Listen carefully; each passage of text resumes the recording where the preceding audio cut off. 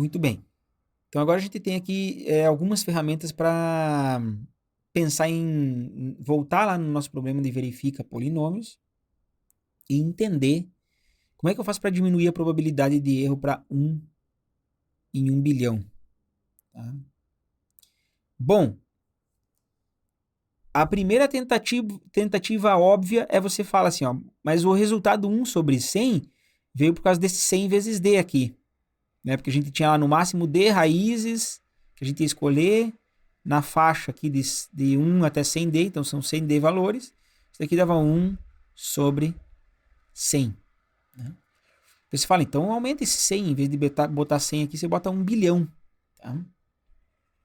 Então essa seria a nossa primeira tentativa, que é o quê? Aumentar o espaço amostral.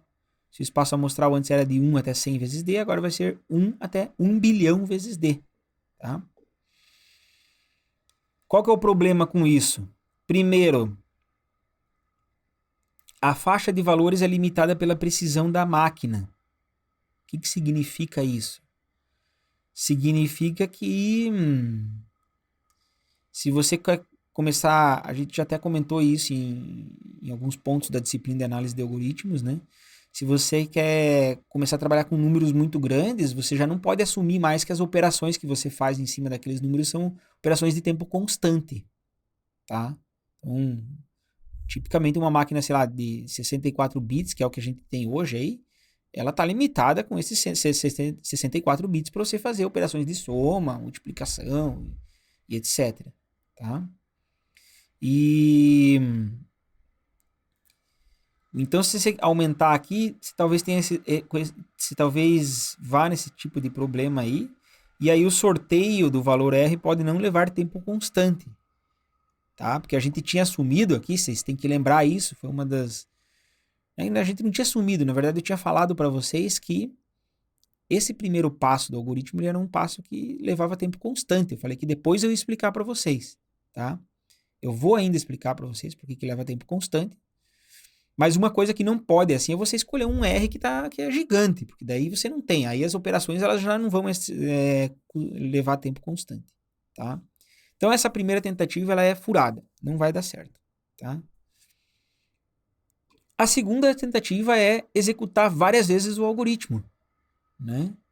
Então eu chamei aqui de algoritmo VPK, né? Não é o VP, é o VPK, tá? Então o algoritmo VPK é bem simples, ó. Você fala assim, execute o algoritmo VP K vezes, tá? K vezes. Então você pega lá dois polinômios e executa esse algoritmo diversas vezes, né? Aqui eu coloquei uma observação que é com reposição. O que significa com reposição? Significa que se você sorteou um valor do R, por exemplo, sorteou R igual a 15, na hora que você for executar o algoritmo de novo, você vai ter disponível o 15 lá, tá? Novamente. É como se você tivesse uma sacola cheia de bolinhas que você está sorteando os números. Na hora que você sorteou uma, você volta com aquela bolinha para dentro da sacola, tá? Isso, você faz a reposição das bolinhas, tá? Isso daqui, assim, é só para facilitar aqui nossa análise. Mas na prática talvez fosse mais interessante. Aí tem que parar para pensar um pouco.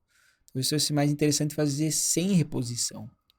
Quer dizer, por um lado, você ganha, porque você não tem a mesma chance de escolher duas laranjas podres, né, no meio da sacola lá de laranjas. Por outro lado, talvez, computacionalmente falando, pode ser que seja um pouquinho mais complicado você implementar um sorteio sem reposição, tá? Talvez as coisas não fiquem mais em tempo constante, tá? Mas também vamos assumir que é com reposição aqui e pronto, vai dar certo, tá? E aí eu vou devolver, o segundo passo é assim, devolve não se em uma das K execuções o VP devolveu não. Você lembra que o não era 100% de certeza que estava certo, né? Deixa eu voltar aqui, ó. Não é 100% correto. Então, se em algum momento ele devolveu não, você para tudo, não precisa nem executar até o final. Você fala, devolveu não, então beleza, os dois polinômios, o f e o g, não são iguais. Acabou, tá? Agora, se em todas as K execuções ele sempre devolveu sim, Aí a gente tem que ser muito azarado para ter escolhido sempre as laranjas podres, né? Então, assim, caso contrário, né? Se em todas as execuções ele. Se nenhuma das K execuções ele devolveu não, então a gente devolve no final sim. Só que qual que vai ser esse. Como é que vai ser pra gente calcular esse azar aí, né? Que vai ser muito, muito pequenininho. O azar, a probabilidade de um azar vai ser bem pequenininho, tá? Então, seja E de I o evento, tá? Do algoritmo escolher raiz, né? Lembra que esse daqui são escolher raiz desse negócio aqui é o que a gente chamou lá de escolha azarada, né? Escolher as laranjas podres, tá? Então, na iésima execução do VPK, que é VPK, né? Ou, não, na verdade, VP, tá? Na iésima execução do VP. A gente vai executar isso K vezes, né? Número K de vezes. Esse K a gente pode escolher ele no final.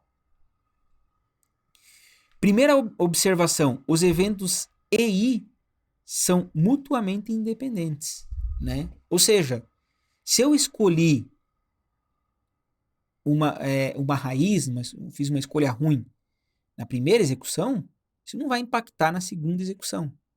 Se eu escolhi uma coisa boa na segunda execução, isso não vai impactar na terceira, na quarta ou na quinta execução, tá? Então eles são independentes. Por isso que eu falei, a independência ela geralmente vem do contexto do que a gente está trabalhando. Fica mais fácil da gente entender, tá?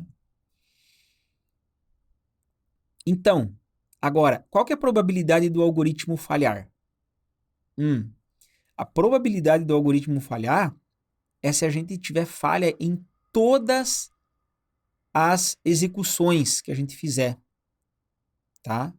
Então perceba assim, ó, esse evento aqui é o evento do algoritmo falhar, né? Escolher a raiz aqui é o algoritmo falhar. Então, a probabilidade do algoritmo como um todo falhar, esse algoritmo que a gente faz as diversas repetições, é a probabilidade dele falhar na primeira e falhar na segunda e falhar na terceira, etc., até a késima execução, certo? Percebam como é que a gente vai ser bem, já estamos sendo bem mais formal aqui. Como é que eu faço para calcular essa probabilidade aqui, né? Agora sim, primeira coisa, a gente sabe que os eventos eles são independentes, então probabilidade da intersecção é a multiplicação das probabilidades individuais. Tá aqui, pronto, né? A multiplicação das probabilidades individuais porque eles são independentes. Tá? Agora, qual que é a probabilidade individual? Aí a gente já fez. Né? A gente já sabe qual que é a probabilidade de erro em cada uma das execuções. Vai ser no máximo D dividido por 100 vezes D. Aí você corta esse D com esse D. E então você vai ter no máximo 1 sobre 100 elevado a K. Porque você está multiplicando 1 sobre 100 vezes 1 sobre 100 vezes 1 sobre 100. K vezes, né? Sobre 100 elevado a K. Bom, como é que você faz para isso daqui dar menor ou igual que 1 sobre 1 bilhão? Faz a conta aí, né? Você vai ter que botar um K aqui.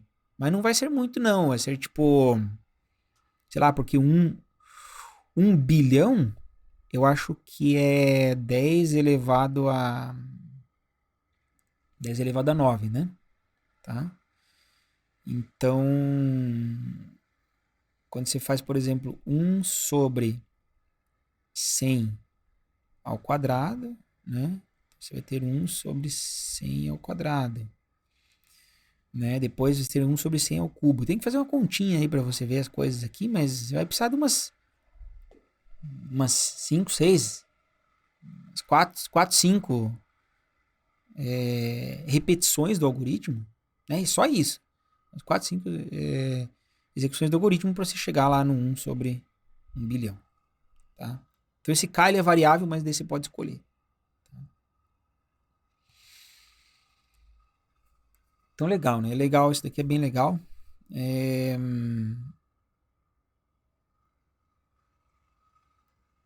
Aí o fato de você não precisar executar várias vezes, esse erro ele vai assim, diminuindo exponencialmente, né? É uma coisa interessante e você não vai precisar fazer aquela história de aumentar a faixa das escolhas lá, que seria a nossa primeira tentativa.